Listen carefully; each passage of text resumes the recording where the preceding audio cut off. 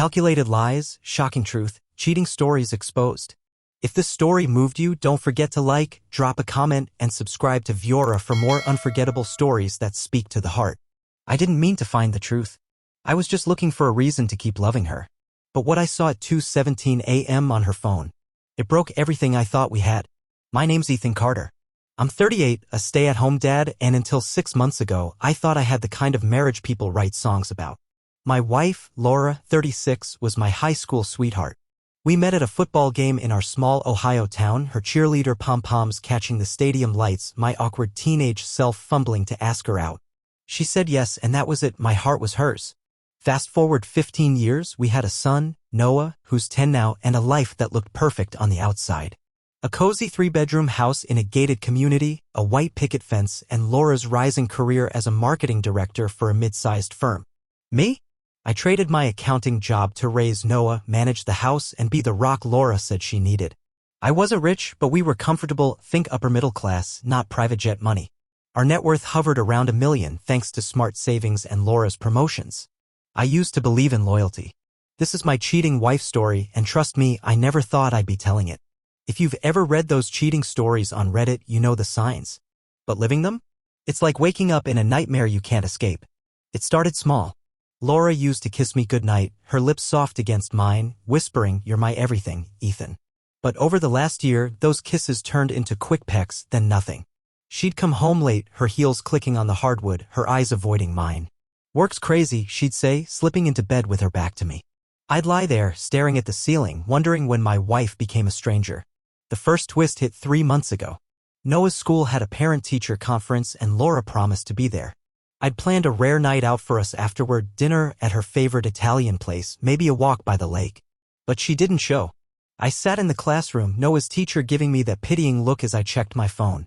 No texts, no calls. When I got home, Laura was on the couch, wine glass in hand, scrolling her phone. "I forgot," she said, not even looking up.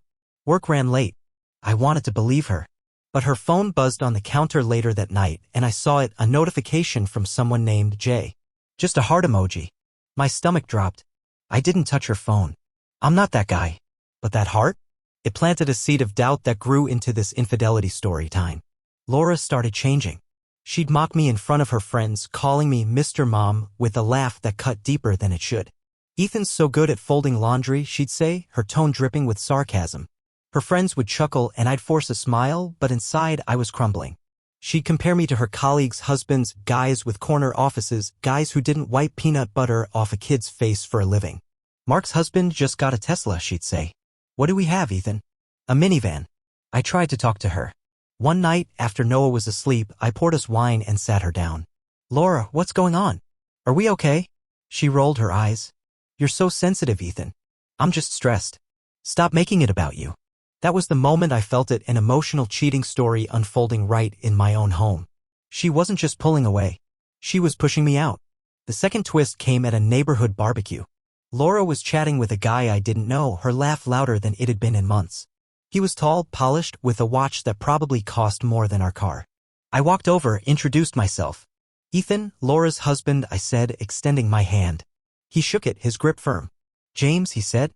"Laura's friend from work." The pause before friend was a knife to my chest. Later, I overheard Laura on the phone. "James gets me, you know? He's not stuck in the suburbs like some people." I wasn't paranoid. But paranoia doesn't send you proof with a timestamp. That proof came a week later.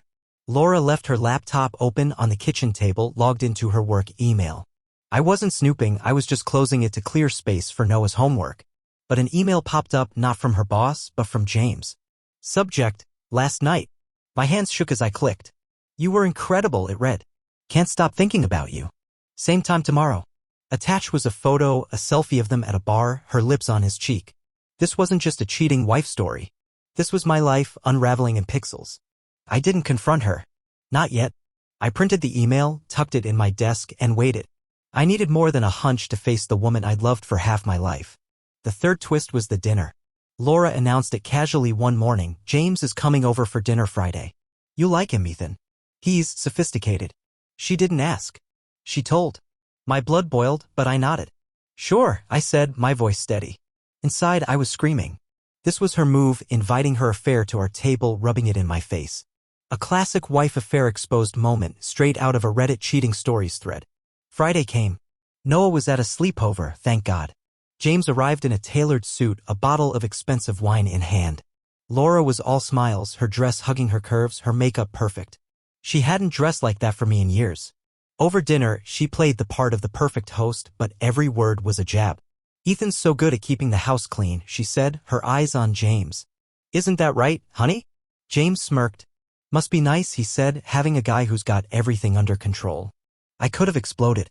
I could have flipped the table, called her out, made a scene. But I didn't. I leaned back, sipped my wine, and smiled. "I do my best," I said, my voice calm. "Laura's worth it." Her eyes flickered just for a second, like she hadn't expected that. James shifted in his seat. The air changed. That night, after James left, Laura tried to play it off. "See? He's nice, right?" she said, brushing past me to the kitchen. I didn't answer. I walked to Noah's room, packed a bag, and left. No yelling, no fight. Just silence. I drove to my parents' house, Noah asleep in the back seat. My phone buzzed, Laura's calls, texts, voicemails. "Ethan, where are you? This is ridiculous." I didn't respond. This was my husband revenge story, and it wasn't about shouting. It was about walking away. The next morning, I filed for divorce. Laura didn't see it coming. She showed up at my parents' house, her mascara smudged, her voice shaky. "Ethan, please. Let's talk." I didn't mean. She stopped when she saw Noah run to me, his arms around my waist. For the first time, she looked small. Not the confident, cutting Laura who'd humiliated me. This was a woman who'd lost something and didn't know how to get it back. I didn't let her in. Not yet. But I saw something in her eyes, regret, maybe. Or fear. I wasn't sure. All I knew was that this cheating wife-caught moment wasn't the end. It was the beginning of something else. Over the next few weeks, Laura changed. She started texting Noah, not me. Simple things: "How's school, buddy? Made your favorite cookies." She showed up at my parents' house with a gift for him, a model rocket kit, his obsession since he was 6. She didn't push to see me. She didn't beg for forgiveness. She just tried. One day, I opened the door, and there she was. No makeup, no designer clothes. Just Laura in jeans and a sweater, holding a tray of Noah's favorite rocket sandwiches, peanut butter and banana cut into star shapes. "I thought he'd like these," she said, her voice soft. I stared at her, the woman who'd broken me, and saw someone new.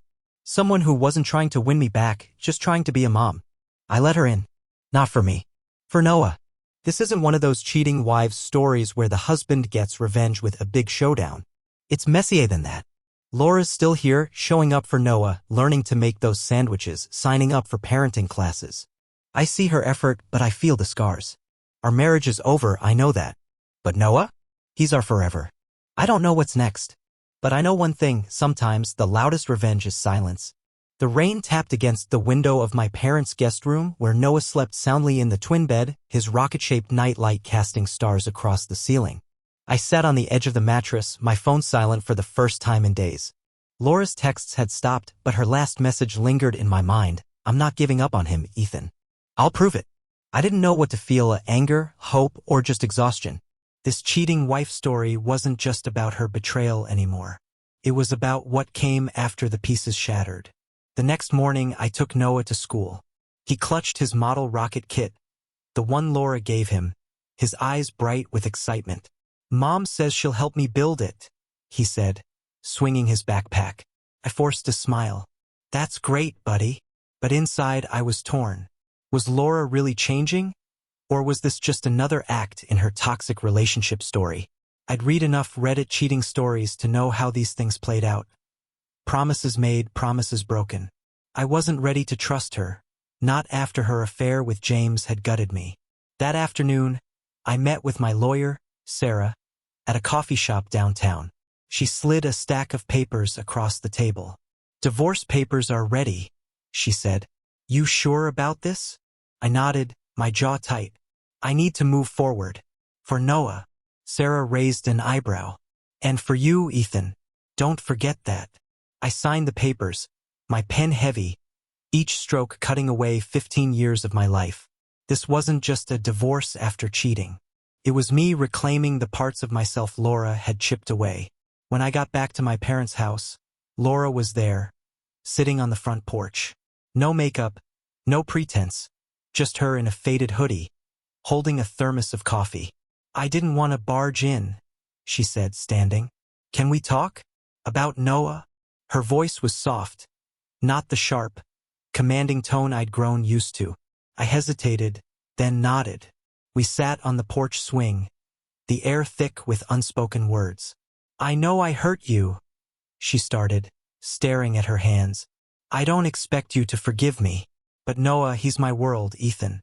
I've been a terrible mom, and I want to fix that. I studied her, searching for the lie, but her eyes were clear, raw. Why now? I asked, my voice low. Why not before you invited James to our house? Before you laughed at me like I was nothing? She flinched, and for a moment, I saw the Laura I'd fallen for, vulnerable, human. I was lost, she said. Work, stress, James. I thought I needed something else. I was wrong. Her words hung there, heavy. This wasn't a wife-cheating confession meant to win me back. It was something else, a mother waking up. I didn't respond. I just listened as she talked about Noah, about how she'd signed up for a parenting workshop, how she'd spent hours researching his love for space. I'm not asking for a second chance with you, she said. Just with him. I didn't trust her fully, but I agreed to let her see Noah supervised. One step at a time, I said. She nodded, relief washing over her face. As she left, I felt a strange mix of emotions. Anger still burned, but there was something else, a flicker of respect for her effort. This infidelity story time was taking a turn I hadn't expected. The first supervised visit was at a park. Noah ran to Laura, his rocket kit under his arm, babbling about constellations. She listened, really listened, kneeling in the grass, her eyes locked on him. When he asked her to help him launch the rocket, she didn't hesitate, even when the string got tangled and they both ended up laughing, covered in dirt. I watched from a bench, my heart twisting. This was the Laura I'd married, warm, present. But she wasn't mine anymore. She'd chosen James, chosen to humiliate me. That truth kept me grounded. Over the next few weeks, Laura showed up consistently. She'd bring Noah's favorite snacks, read him books about astronauts, even learned to make his rocket sandwiches with the crusts cut off just right. One evening, she texted me a photo. Her and Noah at the planetarium, his face lit up under a dome of stars. Thank you for letting me be here, she wrote. I didn't reply, but I saved the photo. Not for her. For him. The fourth twist came unexpectedly. I was at the grocery store, grabbing cereal for Noah, when I ran into James. He was in the wine aisle, looking as polished as ever, but his eyes darted when he saw me. Ethan, he said, forcing a smile. How's everything? I could have punched him. Instead, I leaned in, my voice calm. You tell me, James, how's it feel to be the guy who thought he could take my family? His face paled. It's not like that, he stammered. Laura and it's over. She ended it. I froze. When? I asked. Right after you left, he said, avoiding my gaze. She said she needed to focus on her son. I walked away, my mind spinning.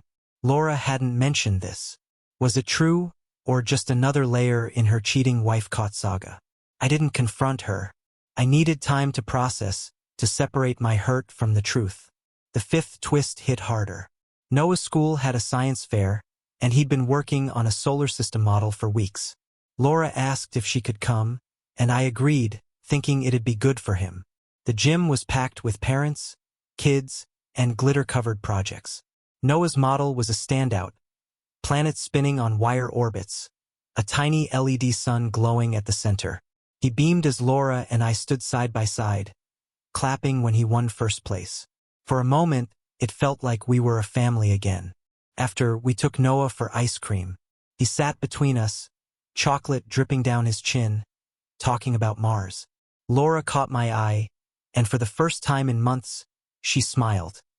Not the calculated smile she'd used with James, but something real. He's amazing, she said softly. You've done so much for him, Ethan.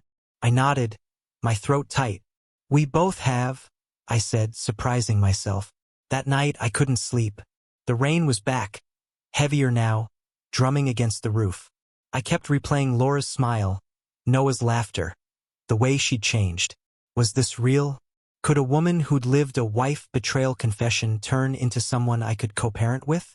I'd spent months building walls, but they were cracking. Not because I loved her, I didn't not like before, but because I saw her trying not for me but for Noah. The sixth twist was a letter.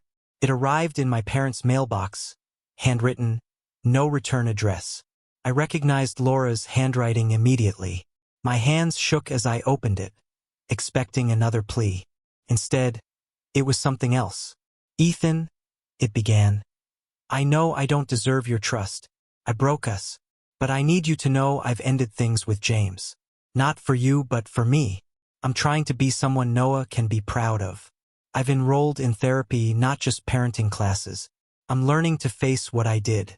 You don't have to forgive me. Just know I'm not the same person who hurt you. I read it 3 times, each word a weight. This wasn't a caught cheating on camera moment, meant for drama. It was quiet, honest. I didn't respond, but I kept the letter, tucking it into my desk beside the printed email from James. 2 pieces of proof, one of her betrayal, one of her redemption. I didn't know which to believe. The 7th twist came at Noah's birthday. Laura asked to host a small party at her apartment, the one she'd moved into after we separated. I agreed, but only if I could be there. Her place was modest, nothing like our old house. She'd decorated it with streamers, balloons, and a cake shaped like a rocket. Noah's friends ran around, laughing, while Laura manned the snack table, her smile genuine. I watched her. This woman who'd once been my world, now a stranger I was learning to understand. During the party, Noah pulled us both aside. Can you guys be friends? He asked, his eyes wide. Like, for me. Laura looked at me, her expression unreadable. I swallowed hard. We're trying, buddy, I said, ruffling his hair. Laura nodded. Yeah, Noah, we're trying. After the kids left, Laura and I cleaned up in silence. The air wasn't tense, but it wasn't comfortable either. As I stacked plates, she spoke. I'm selling the house, she said. I want you to have more than half. You deserve it, Ethan, for everything you did for us. I stopped, a plate in my hand. You don't have to do that, I said. She shook her head. I do. It's not about guilt. It's about what's right. I didn't argue. This wasn't revenge cheating wife drama. It was something more complex. A woman owning her mistakes, a man learning to let go. We finished cleaning, and as I left, she handed me a small box. For Noah, she said. Inside was a star chart, custom-made, with his name etched in the corner. He'll love it, I said, my voice steady. She smiled, and for a second, I saw the girl from the football game, pom-poms and all. But I walked away. That girl was gone. The 8th twist was subtle but seismic. Laura and I started using a co-parenting app, logging Noah's schedules, doctor's appointments, school events. It was clinical, practical, but it worked. She'd send updates. Noah aced his math test. I'd reply, great, I'll take him to soccer Saturday. We weren't friends, but we were partners, bound by a boy who deserved better than our past. One night, Noah came home from Laura's, his backpack stuffed with drawings. One was of a rocket, labeled Mom and Dad's Team. I stared at it, my chest tight. This wasn't the cheating story voiceover I'd expected to live. It was messier, truer. Laura was rebuilding herself, not for me, but for him. And I was rebuilding too, learning to trust her just enough to let her be his mom. As I tucked Noah in, he whispered, Mom's different now. She listens. I nodded, kissing his forehead. I know, buddy. Outside, the rain had stopped, the stars piercing the dark. I didn't have answers, but I had a question. Could we build something new, not as husband and wife, but as parents who chose their son over their pain? What would you do if the person who broke you started to change? Would you let them in, just a little, for someone you both love? The morning sun filtered through the blinds of my new apartment, a modest 2-bedroom place I'd rented after Laura agreed to sell our old house. Noah's sneakers were by the door, his backpack slung over a chair, a half-finished drawing of a spaceship on the kitchen table. I sipped my coffee, staring at the co-parenting app on my phone. Laura's latest update. Noah's excited for the Science Museum tomorrow. I'll pick him up at 9. I typed back. Sounds good. Pack his water bottle. Simple, functional, like the rhythm we built over the past months. This wasn't the cheating wife story I'd expected to live. It was quieter, more human, and far more complicated than any Reddit cheating stories thread. Laura had kept her word. She showed up for Noah consistently, not just with gifts or grand gestures, but with the small, steady presence he needed. She'd learned his quirks, how he liked his cereal with exactly 6 raisins, how he'd ramble about black holes if you let him. She'd even started volunteering at his school, helping with the science club, her laughter mingling with the kids as they built paper rockets. I'd see her there sometimes, her hair in a messy bun. No trace of the polished executive who'd once mocked me. She was different, and Noah felt it. "Mom's fun now," he'd say, his eyes bright. "She doesn't check her phone all the time." But I wasn't ready to let my guard down. Her affair with James, the way she'd humiliated me at that dinner, still lingered like a bruise. I'd forgiven enough to co-parent. But trust? That was a bridge I wasn't sure I could cross. This infidelity storytime had no neat resolution, no Hollywood ending. It was just us, navigating the wreckage, trying to build something stable for Noah. The 9th twist came at the Science Museum. Laura and I took Noah together, our first joint outing since the divorce papers were finalized. The museum was packed with kids, their voices echoing off the high ceilings as they marveled at dinosaur bones and interactive displays. Noah darted ahead, pulling us toward a planetarium show. We sat in the dark, Noah between us, his face lit by a swirling projection of the Milky Way. Laura leaned over, whispering to him about constellations, her voice soft and sure. I caught myself watching her, not with anger, but with a strange sense of detachment, like I was seeing a stranger who shared my history. After the show, Noah begged to try the rocket simulator, a clunky machine that mimicked a launch. Laura volunteered to go with him, climbing into the seat beside him, her laughter ringing out as the machine shook. I stood outside, snapping a photo, and for a moment, I felt it. A flicker of what could have been. Not us as a couple, but us as a team, giving Noah the childhood he deserved. The thought unsettled me. Was I softening, or just tired of holding on to the pain? That evening, we grabbed burgers at Noah's favorite diner. He sat across from us, ketchup on his chin, talking about becoming an astronaut. Laura and I exchanged a look. Not romantic, but shared, like parents who knew their kid was dreaming big. "You'll need to ace math," I said, ruffling his hair. Laura nodded. "And science. I'll help with that." Noah grinned, oblivious to the weight of our words. For him, this was normal. Mom and Dad, together but not together. The 10th twist was a conversation I didn't see coming. Laura asked to meet me at a coffee shop, just the two of us. I agreed, expecting another co-parenting discussion.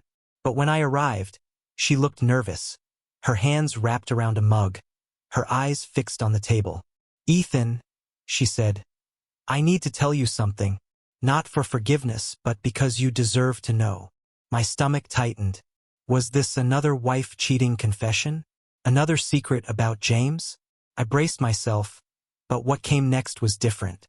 "I started therapy 6 months ago," she said. "Not just parenting classes. Real therapy to figure out why I did what I did." She paused, her voice trembling. I was chasing something, success, validation, whatever, and I lost sight of what mattered. You, Noah, our family. James was a mistake, but the real mistake was how I treated you. I diminished you, Ethan, and I'll carry that regret forever. I stared at her, the woman who'd broken me, now laying herself bare. "Why tell me this now?" I asked, my voice steady. She met my eyes. "Because I'm not trying to fix us. I'm trying to fix me. And part of that is owning what I did, not just to Noah, but to you." Her words hit harder than I expected. This wasn't a caught her cheating reaction moment, meant to spark drama. It was a reckoning, quiet and raw. I didn't respond right away. I sipped my coffee, letting the silence stretch. "I appreciate you saying it," I said finally, "but it doesn't change what happened." She nodded, No defensiveness. No tears. I know. I just needed you to hear it. I left the coffee shop with a weight I couldn't name. Laura's honesty didn't erase the past, but it shifted something. For the first time, I saw her not as the villain in my husband revenge story, but as a person, flawed, trying, human. It didn't mean I forgave her, but it meant I could breathe a little easier. The 11th twist was Noah's school play. He'd landed a role as an astronaut in a quirky space-themed production, and Laura and I both showed up, sitting a few rows apart. Noah was a star, his lines delivered with a grin, his costume a shiny silver jumpsuit. When he took his bow, Laura and I clapped until our hands hurt, our eyes meeting briefly in the crowd. After, we took him for ice cream, a new tradition. As Noah scooped chocolate fudge, he said something that stopped us cold. "I told my teacher you guys are my best friends," he said, beaming. "Even if you don't live together." Laura's eyes glistened, and I felt a lump in my throat. This was what we'd been working for. Not a reunion, but a partnership that let Noah feel safe. We didn't speak, but the moment was enough. Our cheating story had led to this. A kid who felt loved, no matter how broken his parents had been. The final twist came at Christmas. Laura invited Noah and me to her apartment for a small celebration. I hesitated but agreed, knowing it'd mean the world to him. Her place was decked out, lights, a tree, a table set with his favorite foods.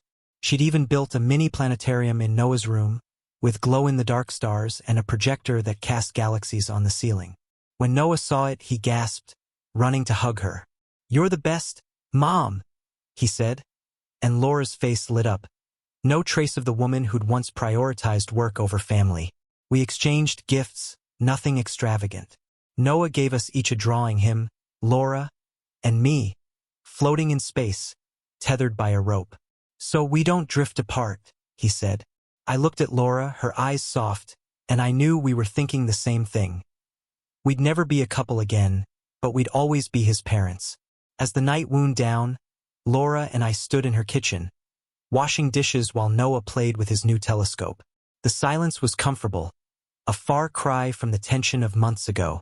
"You've done good, Laura," I said, handing her a plate. She smiled, small but real. "So have you, Ethan. Noah's lucky to have you." It wasn't closure, not exactly. It was an acknowledgement that we'd both survived the storm. I moved on in my own way. I started dating again, casually, careful to keep it separate from Noah's life. Laura didn't ask about it, and I didn't volunteer. We had rules, unspoken but clear. Noah came first, always. We kept using the co-parenting app, planning his activities, his future. Laura sold the house, true to her word, and I used my share to buy the apartment, giving Noah a stable home. She took less than she could have, a gesture I didn't ask for but appreciated. One night, as I tucked Noah in, he asked, "Dad, do you hate Mom?" The question caught me off guard. I sat on his bed, the rocket nightlight glowing. "No, buddy," I said. "I was mad for a long time, but I don't hate her. She's your mom, and she loves you." He nodded, satisfied, and drifted off. I stayed there watching him sleep, wondering when I'd stopped carrying the anger. It hadn't vanished, it was still there, tucked away, but it didn't define me anymore. This cheating wives' tale didn't end with revenge or reconciliation. It ended with two people choosing their son over their pain, building a new kind of family from the ashes of the old. Laura wasn't my wife anymore, but she was Noah's mom, and that was enough. I wasn't the naive husband who'd trusted blindly, but I was a father who'd learned to trust just enough. As I sit here now, Noah's drawings on my fridge, the co-parenting app buzzing with Laura's latest update, I wonder, did I let go too easily, or did I fight for the right thing, a future where Noah could thrive? What would you do, Viora fam, if the person who broke you became someone you could respect, not for you, but for someone you love? Drop your thoughts in the comments, hit that like button if the story moved you, and subscribe to Viora for more raw, real stories that make you feel every twist. Sometimes the greatest victory isn't winning. It's choosing to build something better than what was lost.